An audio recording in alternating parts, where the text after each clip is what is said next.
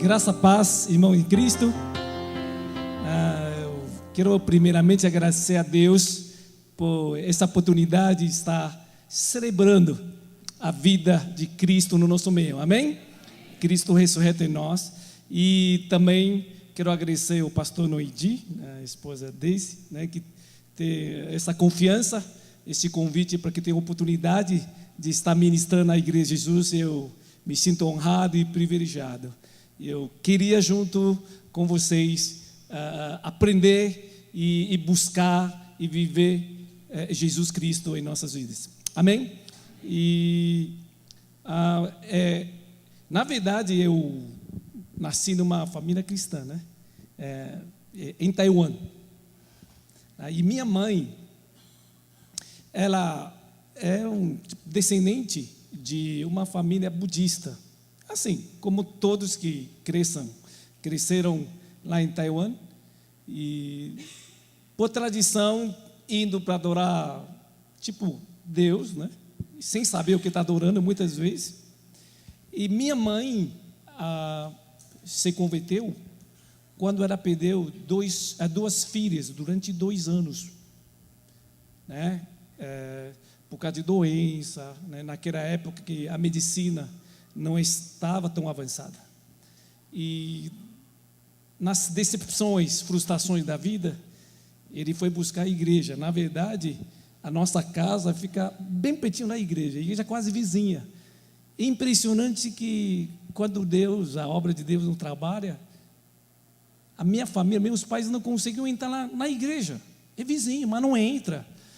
Presbíteros, diáconos, super carinhosos, gente de bom testemunho, convidava, dava assistência na minha família, Só para ter uma ideia, aí, a minha mãe gerou 15 filhos. Ela perdeu 2 filhas, bem maiores, a quarta, a quinta irmã, e eu sou a caçula, 13º. E foi naquela época que ela foi na igreja. Meu avô falou para minha mãe, falou assim: não adora esse Deus da sua mãe, que ela não sabe o que está adorando, Isso, vai na igreja e esse Deus vai te abençoar. E minha mãe, nessa tristeza, sem esperança, com a monte em casa, e ela foi para a igreja, logo se converteu, ficou muito fervorosa, levou meu pai para Cristo, levou minhas irmãs, e daí em diante ela gerou mais filhos e parou no 13º, eu, E hoje somos uma família mais ou menos de 120 pessoas, 4 gerações, tem 39 netos e perdi a conta, não sei quantos bisnetos, mas tudo em Cristo, exceto uma família, que é a minha 4ª irmã em Taiwan. E quando meu pai, por gentileza, por amor a um amigo que não tinha filhos, e doou, só que ela cresceu uma família budista, e hoje ela ainda não é cristã, e nós oramos por ela para que ela possa ser salva, Mas exceto essa irmã, toda a nossa família, eu sou a 2ª geração, meus filhos, meus irmãos netos, todos em Cristo. A salvação por causa de uma pessoa levou mais que 100 para Cristo, e ela descansou no Senhor 3 anos atrás, quando completou quase 90 anos. E hoje a nossa família, aqui em São Paulo, somos 10 irmãos.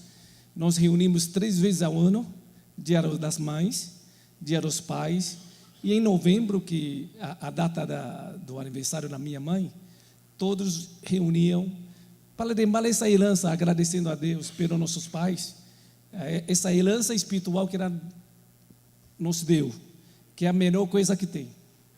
Minha mãe, quando faleceu, ela não deixou nada de uma herança material para nós, mas a maior herança que ela deu para nós foi Jesus Cristo, que nos sustenta e é a alegria de nosso viver. Então, essa é a minha origem. Eu vim com 2 anos no Brasil, estou aqui no Brasil há 40 anos, eu amo o Brasil, amo essa nação, amo o povo daqui. A Pão na Vida em São Paulo, temos ministérios com os brasileiros, e temos ministério com os chineses que vêm da China, que estão vindo muito. Eu quero pedir a oração de vocês. A a população chinesa no Brasil é um povo não alcançado. Estima-se que tem mais que 300 mil chineses no Brasil. Só que a soma das igrejas brasileiras, os cristãos, não chega a 1%. Então, quando a gente fala assim, eu quero fazer missão na China, China tem 10% de cristãos já hoje. 80% de juntas missionárias, agências missionárias estão presentes lá na China, e tem uma obra, a Pão na Vida tem milhares de pontos lá. Mas os chineses dispersos no mundo inteiro é um povo não alcançado, imigrante em busca de vida, de condições melhores, e eles estão sofrendo muito nessa terra estrangeira, que é boa, mas por cultura diferente, por línguas, né? E por outros problemas. Eles sofrem muito e precisam muito de Jesus. E a Pão da Vida em São Paulo tem essa vocação, tanto para abençoar os brasileiros, descendentes, chineses, brasileiros, todos nós temos um culto em português, né? E um culto em chinês, mas é um povo que nós temos uma relação muito amigável, muito fraterno, né? Entre brasileiros e chineses, porque somos um em Cristo, amém? Amém. E isso eu queria compartilhar essa necessidade para vocês orarem. Somos uma igreja missionária, somos um corpo e uma igreja, e postos aqui e junto para abençoar mutuamente essa igreja local, a Igreja Charão aqui, e vamos crescer junto como o reino de Deus, como a igreja de Cristo, amém? Amém. Amém. Aleluia. Então eu quero compartilhar com vocês sobre o dia de Pentecoste, né? Eu queria colocar esse tema, né? Um viver e um servir renovado, amém? Vamos abrir no Atos 1, no livro de Atos capítulo 1, versículo de 1 a 8.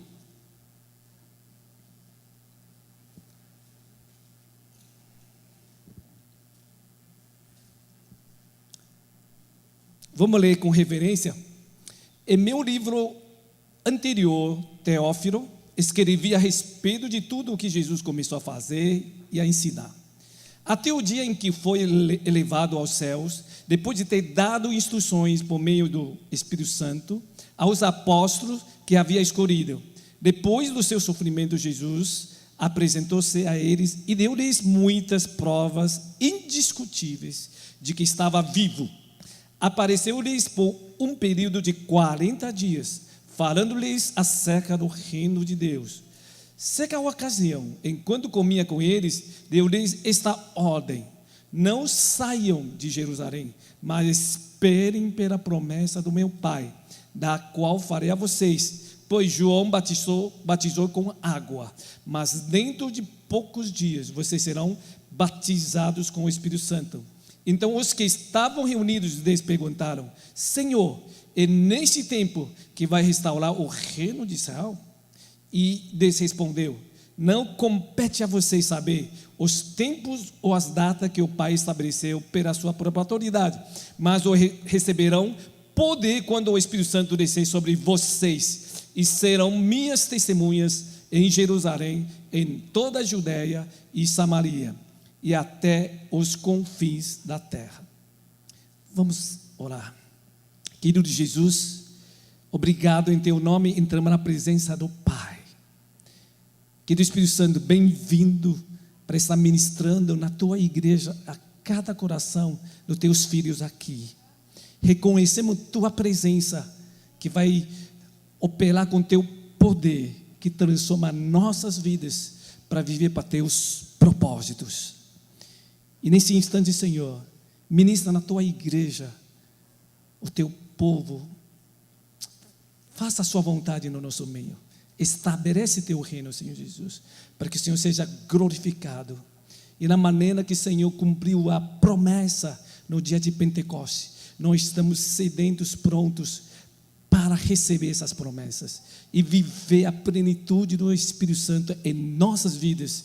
Eu peço, Pai, que o mover do Espírito Santo venha operar maravilhas para a transformação de vidas pessoais, marido, mulher, pais, filhos, no trabalho, no ministério, no dia a dia.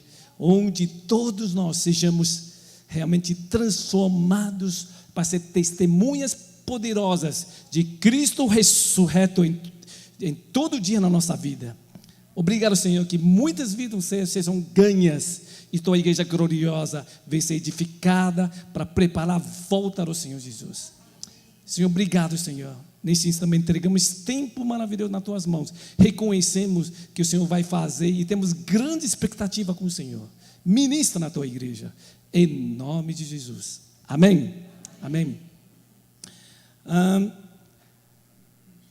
Queria compartilhar com vocês que esse capítulo 1, ele que antecede no dia de Pentecoste, é fundamental para o acontecimento no dia do Pentecoste.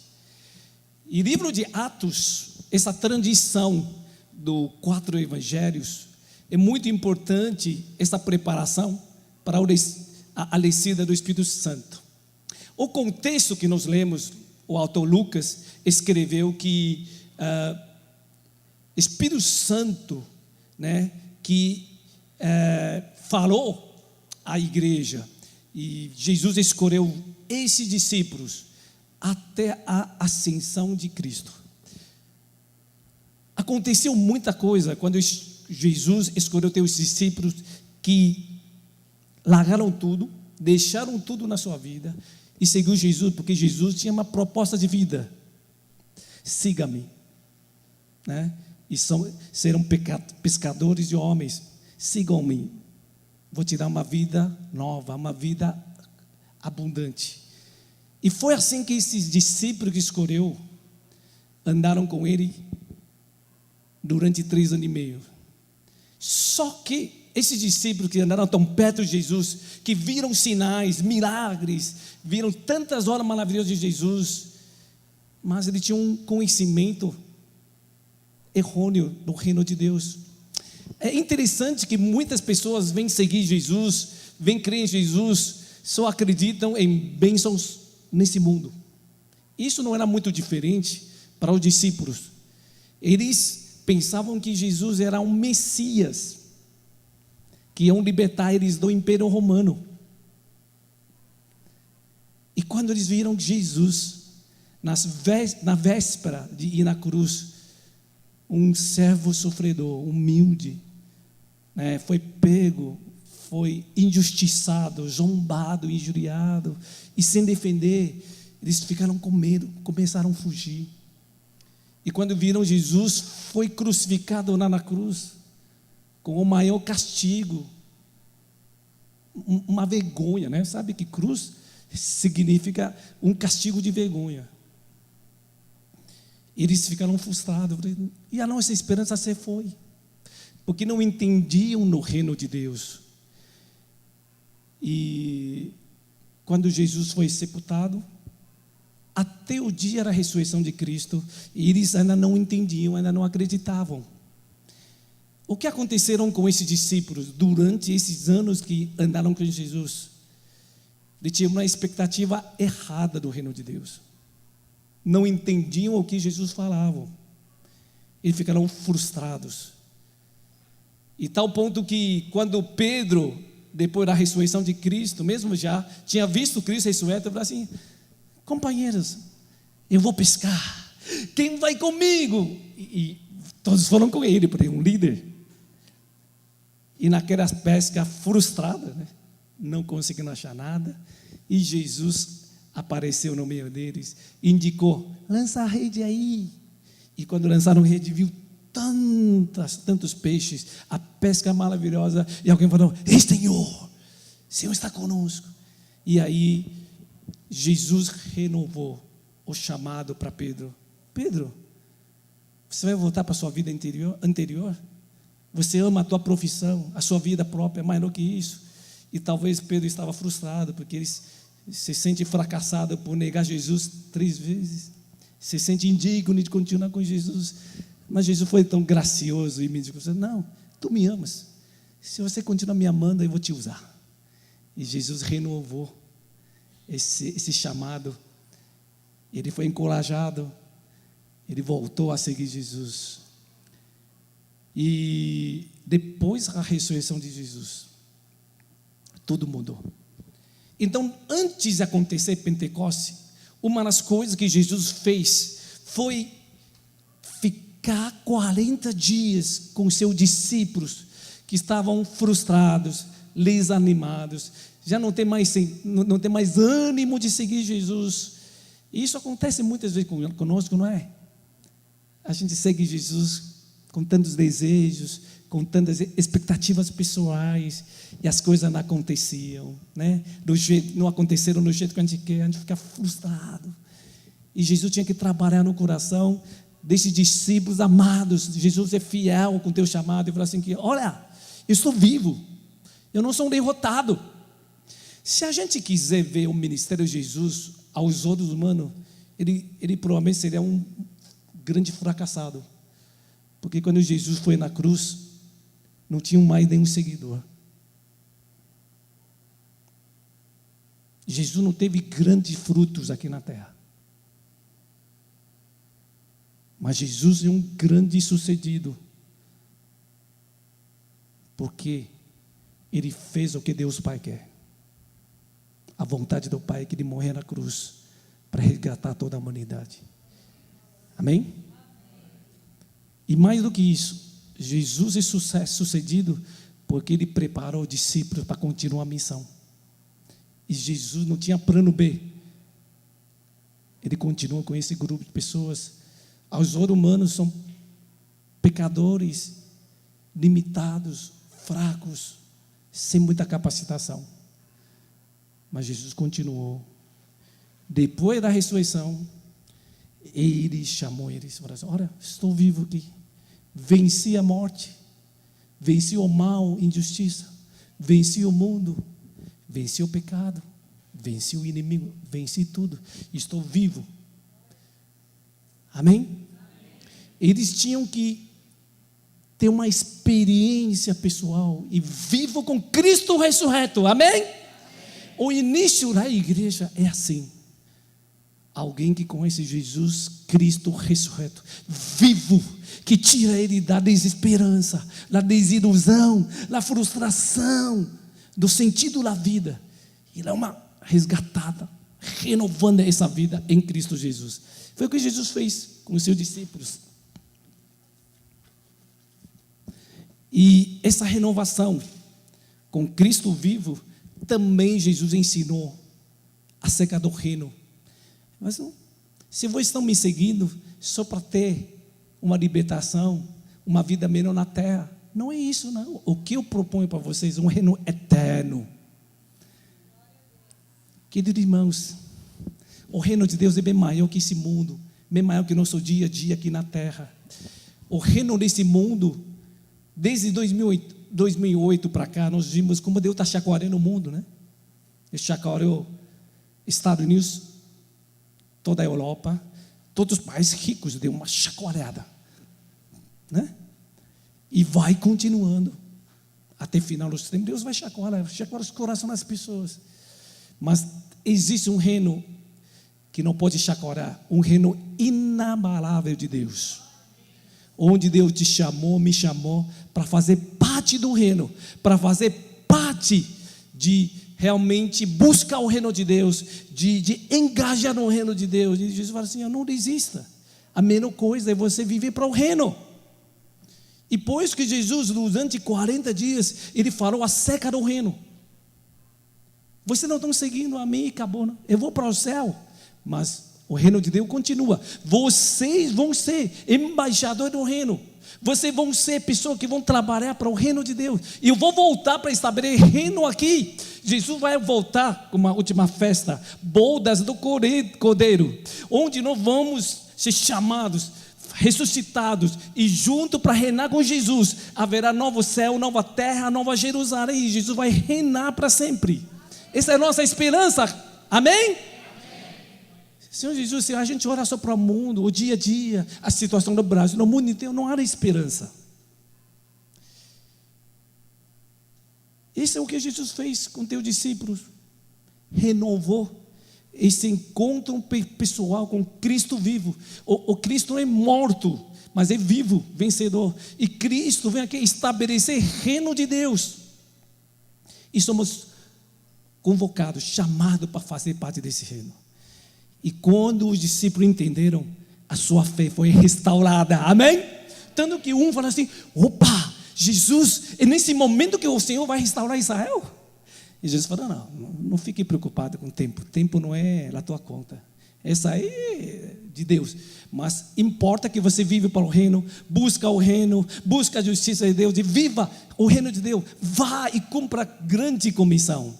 E aí Jesus fala assim: que então não saia daqui até que recebam a promessa de Deus. João batizava com água, mas vocês vão batizar no Espírito Santo. E ele disse assim que quando o Espírito Santo descer sobre vocês, receberão poder para ser minhas testemunhas aqui em Jerusalém, toda a Judéia, Samaria e até confins da terra. Jesus deu uma promessa assim que vocês vão receber o derramamento do Espírito Santo, não somente para viver uma vida para pregar o evangelho, mas para testemunhar o evangelho. Tem muitos irmãos, né, eu ministro com irmãos chineses, brasileiros, falando: pastor, eu não sei pregar, não sei falar bem. Jesus não te chamou para pregar, não é todo mundo que vai pregar bem, né? Tem aquele que tem dom para pregar bem, mas Jesus chamou todos para ser testemunhas. Ser testemunhas é muito mais fácil e muito mais real. O que é testemunha? Né? Eu posso estar aqui pregando: Jesus é bom, a Bíblia diz que Jesus é assim, Deus é bom. Isso pode ser um mero conhecimento, mas é diferente quando eu falo assim: olha, um dia Jesus me encontrou, uma vida sem esperança, ele entrou na minha vida e mudou todo o meu ser, e hoje eu tenho Jesus, eu tenho esperança, eu vivo para Ele. Isso é testemunho. No início eu testemunhei a minha família. Foi uma família tão simples, mas agraciada por Jesus. Minha mãe não sabe falar direito, não estudou muito, mas a única coisa que ela fez foi assim: filho, busque Jesus, vai na igreja, ama Jesus. Só isso que ela fez. Eu fui encorajado para viver essa vida, e basta.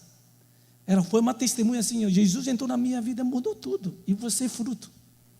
Queridos irmãos, eu queria te dizer, não pensa que pregar, testemunha é vida de pastor, líderes, missionários. Não, você foi chamado para ser testemunhas, amém?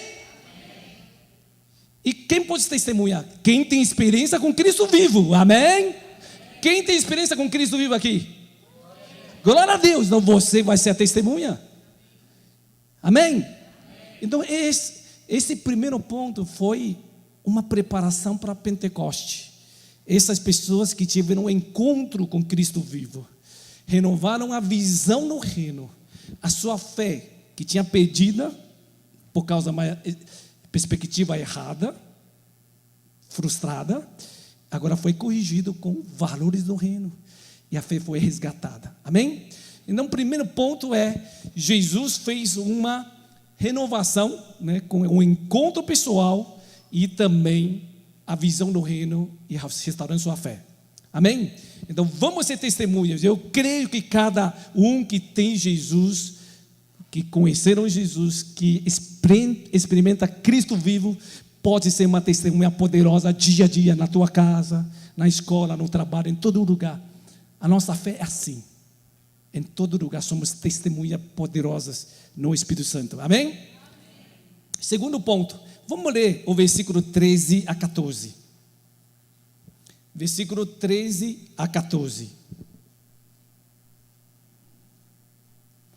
Quando chegaram, subiram ao aposento onde estavam hospedados. Achavam-se presentes Pedro e João, Tiago e André, Felipe e Tomé, Bartolomeu e Mateus, Tiago, filho de Alfeu, Simão o Zelote e Judas, filho de Tiago. Todos eles se reuniam sempre em oração com as mulheres, inclusive Maria, a mãe de Jesus, com os irmãos dele. Esse segundo ponto que eu quero compartilhar com vocês é que quando Jesus se ascendeu para o céu, eles viram: que maravilha, E o anjo dele fala assim, que na maneira que ele foi para o céu, ele vai voltar. Então não fica orando, vai logo preparar para engajar na grande comissão. Então eles voltaram, foi para a casa de Marcos, né? A gente fala assim, e lá começaram a orar. A gente vê, perseverar em oração é uma coisa mais comum, mas deixa eu perguntar para vocês, alguém que é entendido de 4 evangelhos, vocês viram alguma vez, né, no registro dos evangelhos, que os discípulos de Jesus estavam orando, jejuando, vigiando oração? Alguém viu? Mateus, Marcos, Lucas e João. Alguém viu? Não. Até o momento mais crítico, momento mais Jesus mais precisava, suava com sangue antes na cruz. Senhor, se for a tua vontade, se o Senhor puder tirar esse cara, por favor tira, mas não faça a minha vontade, faça a sua vontade. E Jesus chamou os 3 discípulos mais próximos, queridos, e aí via assim, voltava assim, estavam orando. É impressionante, todo mundo, no momento que Jesus mais precisava, e os discípulos estavam orando, eles não oravam. Eu não sei porquê. Eles não sabiam orar. Jesus ensina-nos a orar. Ou ele fala assim, Jesus está aqui, resolve tudo, não precisa orar mesmo, né? Já está aí. Talvez, não sei qual o motivo, mas uma verdade é que eles não oravam. Então aqui, no livro de Atos, diz que eles estavam orando, já é um grande milagre. Isso é uma grande transformação. E outro, você vê aqui, eu fiz questão de ler, né? Mas no original em grego, aqui falava assim que Pedro e João, a oração é duas pessoas. Você sabia que os discípulos que seguiam Jesus, cada um tinha um interesse em seguir Jesus? Lembra que uma vez a mãe de João, né, fala assim, Jesus, quando o Senhor receber a glória, deixa eu perguntar, quando o Senhor se tornar o presidente, o rei aí, quem vai ser o primeiro ministro, quem vai ser o segundo auxiliar aí? Por favor, bota meus filhinhos, os pais, as mães que queiram preparar caminho para irmãos, né? No cargo político. Você vê, até os discípulos tinham interesse político, tinham interesse pessoais. E Jesus fala, não, o reino de Deus não é isso, não é ser grande. O reino de Deus, quem é grande é ser servo. Nem Jesus corrigiu muitos valores errados que ele tinha, né? E quando Jesus, né, uma vez entraram na casa para guardar a Santa Ceia, e você sabia que eles usavam sandálias, né? Tinha muito pó, alguém tinha que lavar os pés, mas ninguém queria assim, por que tem que lavar teu pé? Todo mundo é muito arrogante e egoísta, né? O ser humano, por pecado, é muito individualista, egoísta e arrogante. Ninguém queria servir ninguém. E Jesus pegou a toalha, se tornou servo e lavou os pés. Lembra disso? Você vê esses discípulos que seguiram Jesus, tinham muitos problemas, né, pessoais, interesses e muito também temperamento. Eu falo assim que Pedro é aquele cara impulsivo, né? Qualquer coisa, Jesus, ele fala o primeiro, né? Ele sempre é o primeiro que fala. Pensa, não sei, né? Às vezes acerta, às vezes sim, tem tanto garfo e pisa na bola, né? E João é aquele cara assim que não fala nada, mas chega uma hora assim, quando ele está bravo, ele estoura, pum, né? Uma vez Jesus passou pela Samaria, e os samaritanos não queriam saber nada de Jesus, e João ficou tão indignado, falando, Jesus, olha, o Senhor veio aqui ministrar eles não querem nada, o que eu penso, fogo lá no céu que nem Elias, e matam eles. Imagina aqui o pastor no Brasil, eu falo tanto, ninguém quer ser convidado, Jesus desce o fogo no céu, né? Não pode. E Jesus fala, que coração que você tem isso aí? Eu não vim para matar, eu vim para salvar a vida. Olha como é o coração de João, aquele cara que carrancudo, não fala nada, e quando ele resolve falar, ele estoura, né?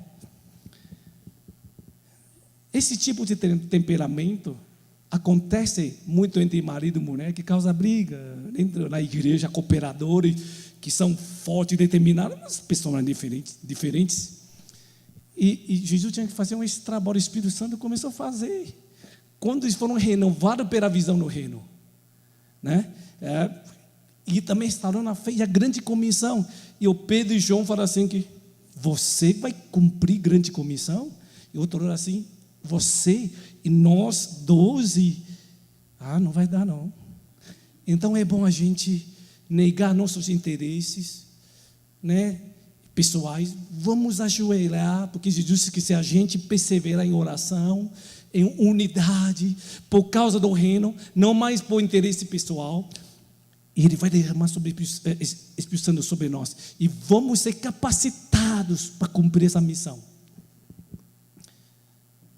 É importante, antes do Pentecoste, Jesus fazer essa restauração de um compromisso com visão no reino, deixando interesses pessoais de lado e perseverar unânimes em oração.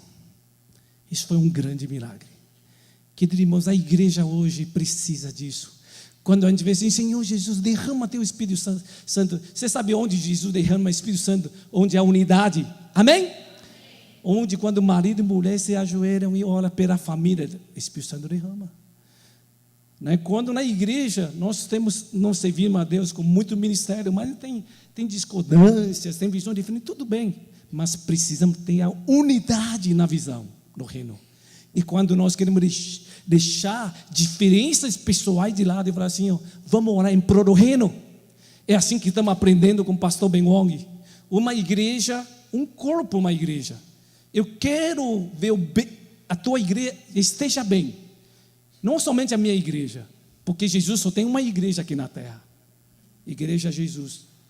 Com diversidades, locais diferentes, perfil diferente, denominação diferente, mas somos unidos por um reino.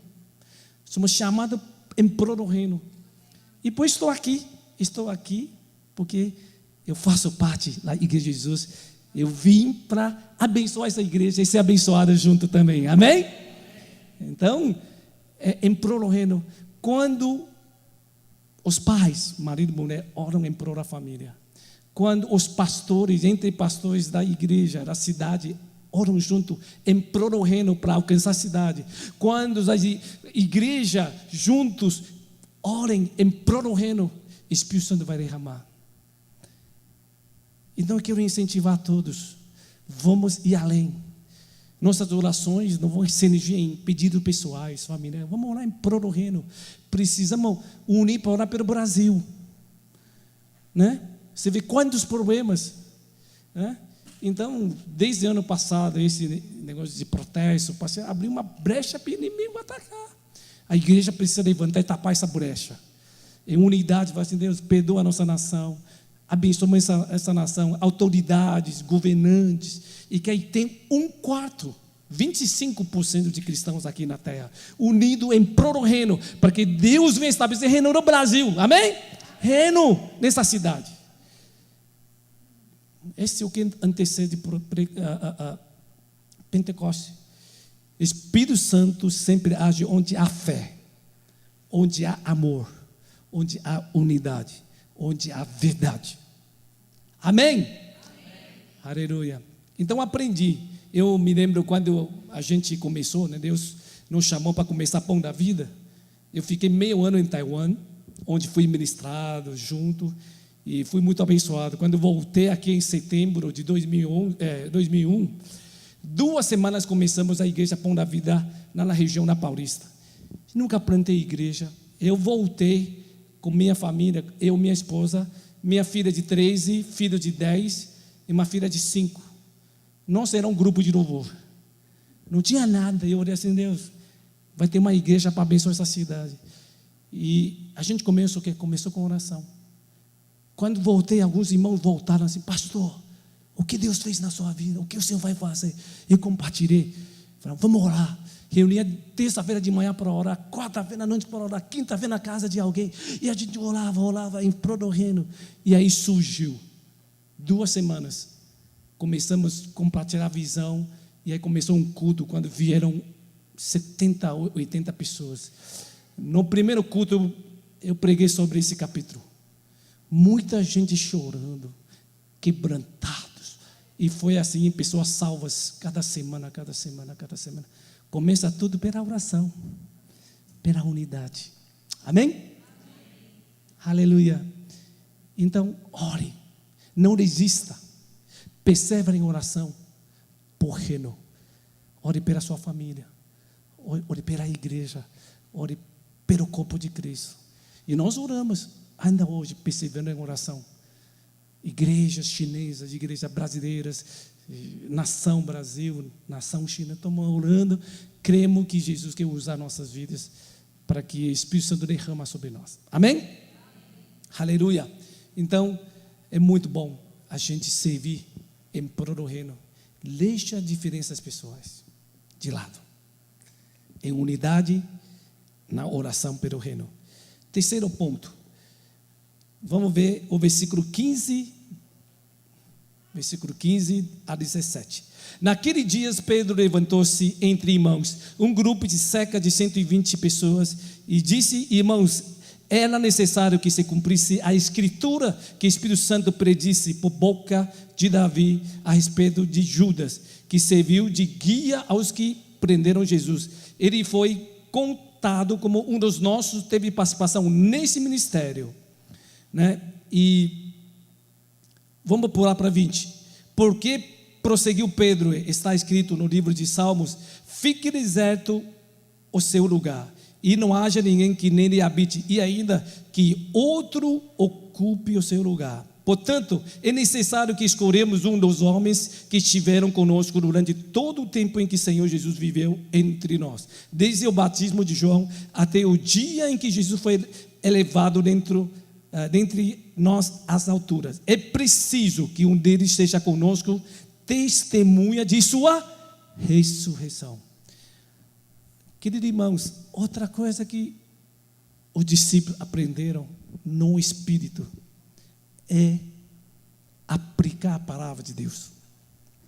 Quando eles estavam orando, o Espírito Santo levantou assim: epa, lá no Velho Testamento, a profecia diz assim que Judas ia trair Jesus, o lugar dele vai ficar deserto, mas alguém tem que ficar no lugar dele, e aconteceu com a gente. Então precisamos cumprir a profecia, cumprir a escritura. Então vamos pedir orientação de Deus, e fizendo até sorte, né? E aí, falou: Senhor Jesus, conhece o coração, escolhe entre nós aquele que desde o início, né, até começo do João Batista e até a ressurreição de Cristo, aquele que andou conosco, testemunhas fiéis de Jesus para testemunhar Cristo ressurreto. Eles tinham que recompor essa pessoa. Então, uma das coisas que esses discípulos, de um servir renovado, primeiro, tinham uma vida totalmente renovada em Cristo. Segundo, foi um servir renovado que eles podiam orar junto e também colocar em prática a verdade bíblica. No quarto evangelho, você vê que Jesus falou assim: tinha que ser feito assim para que a escritura cumprisse. Amém? Queridos irmãos, nós somos chamados no último tempo para cumprir a profecia de Cristo. Amém? A vida cristã precisa viver essa realidade. A gente até brinca, né? Entre conhecimento, né, até a prática, a distância é 45 centímetros. Sabe por quê? É de mente a nosso coração. Hoje nós ouvimos muitas pregações na internet, congresso. Não falta conhecimento, escola dominical. Então hoje somos bem bombardeados por evangelho. Mas o que faz a vida cristã diferente, não somente o conhecimento, mas é a disposição, é a decisão, é o compromisso de viver a prática da palavra. Amém? E Pedro, ele foi orientado pelo Espírito Santo, tinha que conhecer, vamos viver a prática da palavra de Deus. E aí eles escolheram uma pessoa que é Matias, para ficar no lugar do Judas, e assim, compromisso de testificar o Cristo vivo. Essas são três coisas que Jesus fez para preparar o dia do Pentecoste. Desde o sofrimento, a morte de Jesus, Páscoa, ressurreição, mais 40 dias, eles começaram a orar perseverar. 7 dias depois, o Espírito Santo derramou sobre eles. Deus cumpriu no Pentecostes, depois de 50 dias da tua morte, o derramamento do Espírito Santo. E aí começou a igreja. Na verdade, a igreja não começou em Pentecostes. A igreja começou antes, no capítulo 1. E no Pentecoste foi a capacitação desse grupo de apóstolos pequenos, mas a igreja muito viva. Eu me lembro, meu professor do seminário falou assim que, irmãos, a igreja de Jesus não é número, mas a essência. A igreja primitiva começou com esses 12 pessoas, pequenininha, mas conhecedores de Jesus Cristo ressurreto, unido na visão e que comprometido para viver a palavra de Deus. E Deus cumpriu a tua promessa para derramar sobre eles, para que esses 12 discípulos e mais aqueles 120, né? Ao todo 120 no dia do Pentecostes, e eles foram cheios do Espírito Santo para cumprir a missão. Eu fui ensinado por um pastor, fala que a melhor teologia é a teologia do Abraão, pai da fé. Abraão não tinha escritura, não tinha Antigo Testamento, mas Abraão é aquele assim que Deus falou assim: Abraão, saia da tua terra e vai para o lugar onde vou te levar. Nem sabia para onde ir. E Abraão falou assim: sim, Senhor, estou indo. Ele vai. Essa é a melhor teologia bíblica. Deus falou uma palavra e a gente obedece uma. Não é aquela que a gente ouve muito e fala assim: será que vou decidir de ir com Jesus? Queridos irmãos, o Espírito Santo ensina esses discípulos a viver comprometido com a palavra. Durante esses anos de ministérios, eu vi muitas pessoas vieram na igreja com depressão, com casamento desestruturados, com muitos problemas familiares, financeiros, saúde. E uma coisa que a gente fala assim, que Jesus te ama, com esse Jesus Cristo vivo, ressurreto. Segunda coisa, receba o Espírito Santo. Espírito Santo para quê? Para que você possa conhecer Jesus, para que você possa conhecer a verdade, e a verdade vai te libertar. É um compromisso de viver a verdade. E as pessoas que tomaram essa decisão, que tomaram um compromisso com a verdade bíblica, depressão é curada, casamento é restaurado, e muitos estão crescendo nas obras, muitos se tornam missionários, gente comprometida. É assim que a igreja é edificada. Amém? Esse é o compromisso com o reino de Deus. Reino de Deus tem que fundamentar na pessoa que conhece Cristo vivo. Não é religião, não é prática religiosa. Eu descobri que tem muita gente na igreja por muitos anos nunca conheceram Jesus.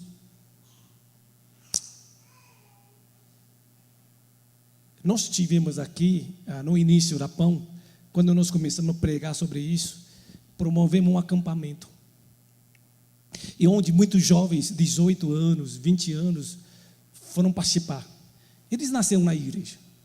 Iam com os pais para culto, para a escola dominical, para atividade, para acampamento. E na igreja chinesa tem aula de mandarim. Fazem tudo. Mas não conheciam Jesus. E um desses retiros, quando a gente estava orando, o Espírito Santo derramou sobre todos os jovens. Alguns caíram, choraram por muito tempo. Eu tive curiosidade de chegar perto. E aí, o que aconteceu com você? E vários, até meus filhos, né? Eles tiveram uma experiência com o Espírito Santo, o derramamento do Espírito Santo. E uma das irmãs falou assim que eu estou chorando porque o Espírito Santo, através de Jesus, falou assim que você está na igreja há tanto tempo, mas você não me conhece. Mas mesmo assim eu te amo, eu quero te usar. Você não me ama, mas eu te amo. Ele chorou. E o Espírito Santo convenceu do pecado, do juízo, da justiça. E muitos desses jovens, depois dessa experiência com o Espírito Santo, voltaram para casa, começaram a jogar muitos CDs no mundo, sabe, música do mundo que não edificava, jogaram no lixo. Eles iam para cinema toda semana, alguns vão para balada e pararam de ir. E começaram a querer orar, vigília, e muitos começam a ler a Bíblia, começam a querer orar, querer falar de Jesus. E aí começaram, esses são um grupo de jovens que passaram todo esse tempo, são líderes da nossa igreja, que tiveram experiência com Jesus. A igreja de Jesus precisa ter essa experiência viva com esse Cristo ressurreto, que cumpre suas promessas, mas só aqueles que crerem, que querem perseverar na oração, que querem viver o compromisso da palavra de Deus. E a gente vai ver o último ponto, capítulo 2, versículo 1 a 4. Aqui disse que no dia de Pentecoste, chegando o dia de Pentecostes, estavam todos reunidos num só lugar. De repente veio o céu um som, como de um vento muito forte, encheu toda a casa na qual estavam assentados. E viram que parecia língua de fogo, que se separaram e pousaram sobre cada um deles. Todos ficaram cheios do Espírito Santo e começaram a falar outras línguas, conforme o Espírito Santo os capacitava. Eu quero recomendar essa leitura em casa, um capítulo muito conhecido. E você vai ver que de repente todos estavam reunindo assim: Senhor, queremos ser cheios do Espírito Santo, queremos viver teu reino, queremos viver tua verdade. O Espírito fala: tá bom. Pá, de repente eles foram capacitados e começaram a falar em língua. Tem igreja que tem que falar. Se você não falar a língua, você não é convertido, você não tem. Não é essa discussão. Falar em língua nada mais do que evidenciam que o Espírito Santo estava cheio dele. Mas não somente isso. Falar em línguas, eu e minha esposa tivemos experiências. Nós crescemos na igreja presbiteriana que não ensinam isso. Mas quando a gente for na Pão da Vida, tivemos essa experiência com línguas. Mas não é para ter língua, não é para dizer que você é superior, mais espiritual, não. Mas uma experiência nova com o Senhor Jesus, a presença de Deus em você. Mas o propósito final, o que eles estavam falando? Eles estavam falando línguas diferentes, mas com o único propósito: estavam louvando a Deus, amém? O que aconteceu no Torre de Babel, que era estavam unindo na mesma língua para construir o império humano. O que aconteceu com Atos dos Apóstolos no dia de Pentecostes foi Jesus derramar várias línguas diferentes com um único propósito para exaltar a Deus, o reino de Deus, amém? E aí atraíram multidões, e o Pedro teve coragem de começar a pregar. Sabe o que aconteceu? Deus está fazendo cumprir a profecia de Joel. Deus está fazendo aqui para exaltar Cristo. Foi Cristo que fez, porque Ele veio aqui na terra como homem, serviu cada um de nós, sofreu por nós, foi injustiçado, mas morreu por nós na cruz. Ele foi ressuscitado. Agora Ele derramou o dom do Espírito Santo sobre nós, para que vocês possam crer que Ele é o Messias, Salvador. E a graça da salvação está disponível para vocês, todos os descendentes. Então toda a pregação, todo derramar o Espírito Santo só tem um único propósito: exaltar a Deus, exaltar Cristo ressurreto.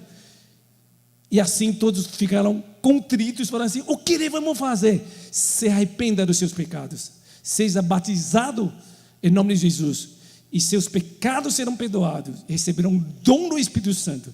E foi assim que as pessoas receberam com alegria Cristo Jesus no coração. Então, derramamento do Espírito Santo é para o reino, para exaltar Jesus, para a obra de salvação. E então começaram a igreja, foram batizados 3.000 e perseveravam na doutrina dos apóstolos, compromisso com a verdade, na comunhão verdadeira, um amor verdadeiro, no partir do pão centralizado em Cristo, na tua cruz, a tua salvação e oração. E eles todos os dias no templo e de casa em casa, com alegria adoravam ao Senhor, com singereza, com amor verdadeiro, puro, relacionamento verdadeiro, e louvando a Deus, e ganhavam simpatia do povo. Essa é uma igreja cheia de plenitude do Espírito Santo. Dia de Pentecoste é um cumprimento da promessa de Deus, e início de uma igreja diferente.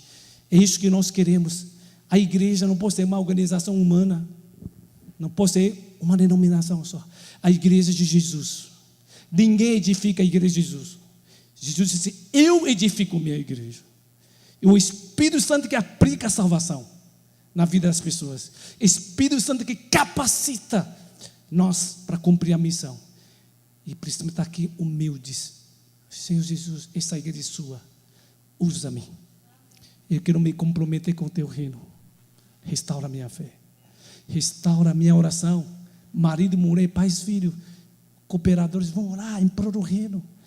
Restaura o compromisso em prática a palavra de Deus. O Espírito Santo vai continuar capacitando, derramando sobre nós testemunho de uma vida verdadeira em Cristo Jesus. Amém? Esse é o meu desejo, essa é a minha oração para essa igreja local, uma igreja abençoada. Pastor Noedi, a esposa, uma família temente a Deus, com compromisso de estar edificando uma igreja aqui. Pastor Marinho, outra equipe, pastores, líderes, e que Deus abençoe essa igreja. Quando falamos dia de Pentecostes, é a gente voltar para a Bíblia e ver como Deus é fiel. Deus vai restaurar aquele que perdeu um pouquinho o sonho. Restaura a fé, a visão no reino. Deus vai restaurar a vida de oração, compromisso de unidade. Deixa diferenças pessoais de lado, mas em prol do reino, Deus vai restaurar esse compromisso com praticar a verdade, compromisso com a verdade. E uma igreja vai fazer diferença, cheia de unção, cheia de poder. Uma igreja gloriosa. Essa visão na pão. Igreja gloriosa de Jesus, igreja saudável, onde Cristo é centro, onde o Espírito Santo tem toda a liberdade em trabalhar no meio de nós, onde o único que é exaltado, que Cristo, o reino do Senhor Jesus Cristo. E agora chega um ponto, parte final, que é mais interessante, que nós respondemos para Jesus. Quando as pessoas, depois de ouvir a pregação do Pedro, esse autor da vida, esse santo, esse Messias, ao invés de você crer nele, você mataram. Só que Deus não vem condenar, Deus quer salvar vocês. Então arrependei-vos. O que a gente vai fazer? Se arrepender e voltar para Jesus. E hoje Deus fala para essa igreja: aquele que ainda não conhece Jesus, aceita Jesus como seu Salvador. Muita gente diz que meu problema é financeiro, é relacionamento. Não, seu problema é a ausência de Jesus. Cristo ressurreto. Convida esse Cristo ressurreto na tua vida. Deixa ressuscitar todas as áreas da sua vida. Amém? Segundo, aqueles aí de Cristo, enche-me. Eu quero vir para teu reino.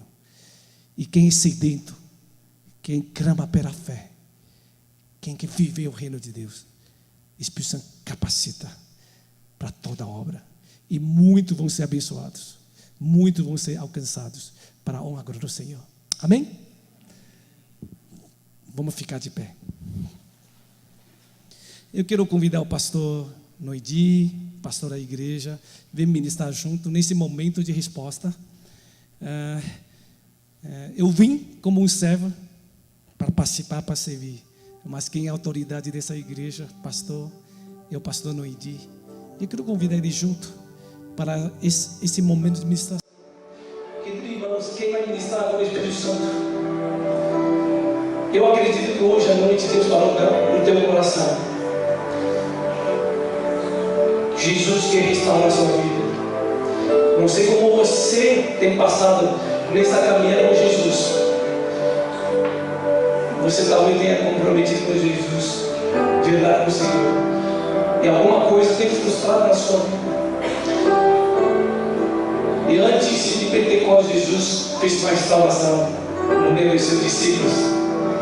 Eu sou vivo, Cristo ressurreto, me começa, eu posso ressuscitar tudo na tua vida. A visão do reino, a fé, compromisso de oração, compromisso de viver a verdade. E eu quero derramar esse Espírito Santo sobre vocês. Querido irmão, Deus vai usar você. Você está nessa igreja não por acaso, porque tem um plano para abençoar a tua família, essa igreja. Os pastores queridos estão aqui para caminhar com você, para te abençoar, para levar você junto a Cristo. Nesse